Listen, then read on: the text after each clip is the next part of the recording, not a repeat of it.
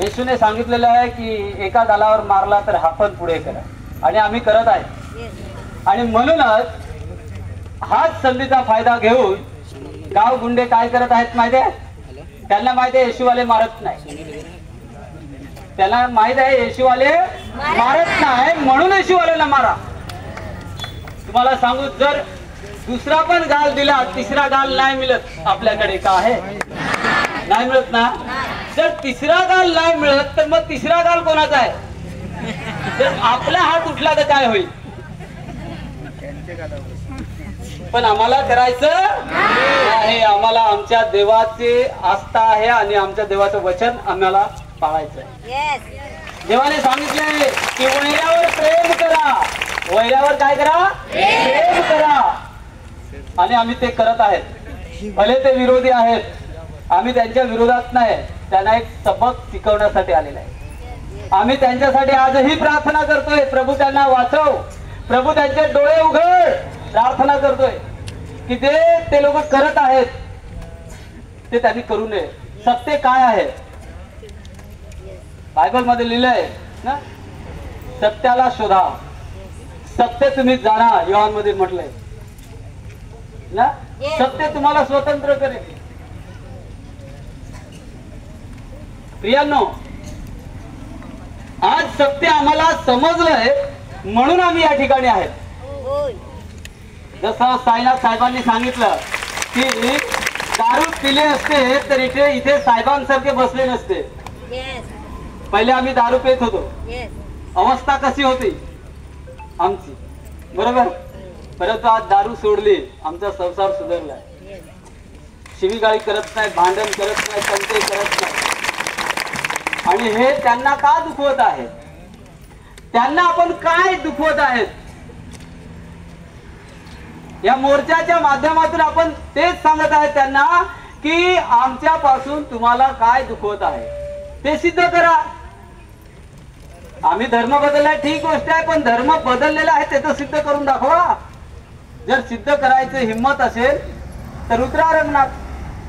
आम्ही सिद्ध करतो की आम्ही धर्म बदलला नाही, हे आम्ही सिद्ध करतोय. आज हे आदिवासी आहे आणि आदिवासी राहणार.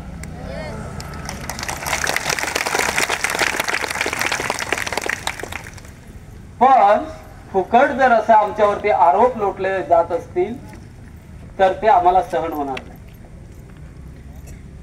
गावामध्ये, आमच्या तलावली गावामध्ये, विक्रमगड तालुका, सरकारी योजना येत आहेत आणि सरकारी योजना आलेल्या आहेत. फॉर्म भरलाय आणि ग्रामसेवक कडे नेले, सिक्का आणि सहीसाठी. ग्रामसेवकने दिला नाही, त्यांनी सही सिक्का बहिणींना दिला नाही. का दिला नाही? हे येशूची प्रार्थना करतात, येशूची भक्ती करतात म्हणून. एका तुमच्या बापाने दिलेला आहे का? ही योजना तुमच्या बापाची आहे काही सरकारची योजना आहे, ही आदिवासीची योजना आहे, ती त्याला मिळायला पाहिजे. ग्रामसेवकच्या अंगामध्ये किती हिंमत आहे? ग्रामीण लोकांचा तू कोण आहे? सेवक आहे, गावाचा सेवक आहे. गावाच्या सेवकाला किती सिंग फुटली त्याला. येशू आले तर पुरावा करून दाखव ना बाई. आणि तो सबक शिकवण्यासाठी प्रियानं आज आपण या ठिकाणी आलेलो आहेत. घरपट्टी मागायला जा, घरपट्टी नाही देत, येशूवाल्याला बंद केलंय. अरे येशूवाल्याला बंद केलंय, पुरावा दाखवा. कुठलं कागदपत्र आणायला जा, बंद केलेलं आहे. राशन बंद केलेलं आहे. अरे तुम्हाला कोणी अधिकार दिला बंद केलेला आहे? तो तुम्ही पहिला पुरावा दाखवा, नंतर बंद करा ना. आम्हाला नको पाहिजे असं पण तर काय देत नाही, बरोबर केलाय? काय दिलेलं आहे? एक घरकुल दिलेलं आहे, ते पण बांधायला किती टेन्शन नाही का? बिचाऱ्या बहिणीला दिलं घरकुल, 5 महिने ते पुरे पावसाळ्यामध्ये राहिले, इकडे तिकडे भटकत आहेत. मरत होते, दवा औषध पीत होते ते लोक, नवरा बायको दोघे पण. एकता संघर्ष संघटनकडे आले आणि त्यांना विनवणी केली की असं काही करू नका. काहीही झालं तरी पण एकता संघर्ष संघटन तुमच्या जवळ उभं राहील आणि तुम्हाला न्याय द्यायचा प्रयत्न करणार. प्रियांनो 5 महिने झाले लगातार आणि त्यांना संघटन हे जे आहे त्यांना मदत करायला जातं, त्यांच्यावर न चौकशी करता त्यांच्या कार्यकर्त्यांवर गुन्हा दाखल करतायत आणि आज त्याची पायली भरून आली तर काय झालं, आम्ही चौकशी करतो. हा कोणता न्याय आहे? आज त्यांना विलंबन करण्याची वेळ आलेली आहे तर काय बोलतायत, आम्ही चौकशी करतो. 5 महिने झाले तेव्हा चौकशी का केली नाही? 1.5 महिना झाला तेव्हा आमची चौकशी का केली नाही? खोटे गुन्हा दाखल केलेले आहेत. आम्ही आमच्या घरी होतो, लोकेशन चेक करा, नाही केलं. आमच्यावर लगेच गुन्हा दाखल करायचे का? यांच्याकडे पब्लिक कमी आहे. प्रियांनो, आमचा हा शांततेचा मोर्चा आहे. आम्ही आता इथे घोषणा केल्या असतात कशा पण आमच्या देवाने तसं सांगितलं नाही. ठीक आहे. तर आज आमचा उद्देश एकच आहे, नैना बहिणीला न्याय मिळायला पाहिजे आणि तिच्या विरोधात जे उठलेले आहेत त्यांच्यावर कारवाई झालीच पाहिजे. कारवाई झालेली आहे. 1.5 महिन्यानंतर कारवाई झालेला आहे तरी देखील ते कुशाल इकडे फिरतायत. आता त्या दिवशी येऊन गेले इथे.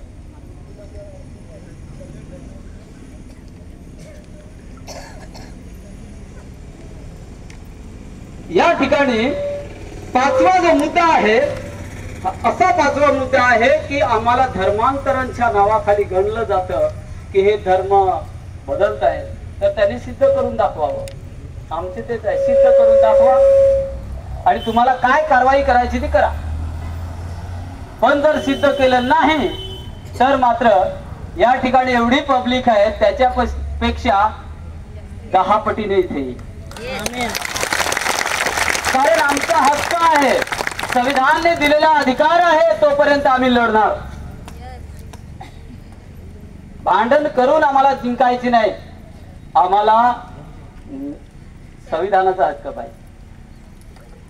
शांतीपूर्वक आम्ही आमचा अधिकार मिळवणार आहे.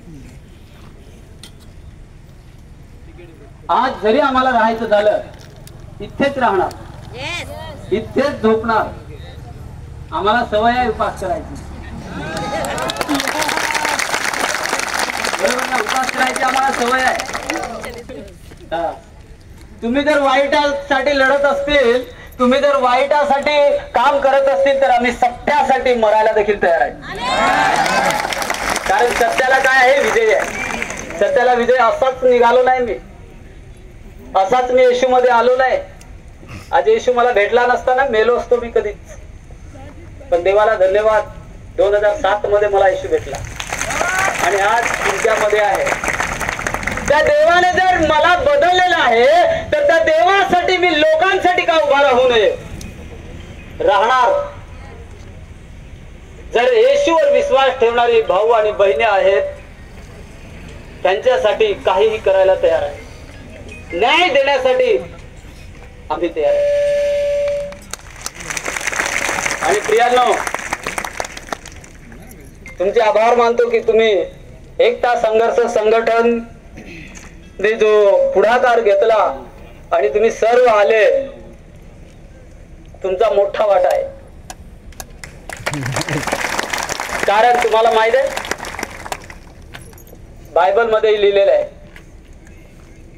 परमेश्वर सत्याला विजय देतो, सत्याला विजय देतो. पण घरी बसून विजय देणार नाही. आम्हाला रिंगणात उतरायलाच लागेल. उतरल्याशिवाय विजयी प्राप्त होत नाही.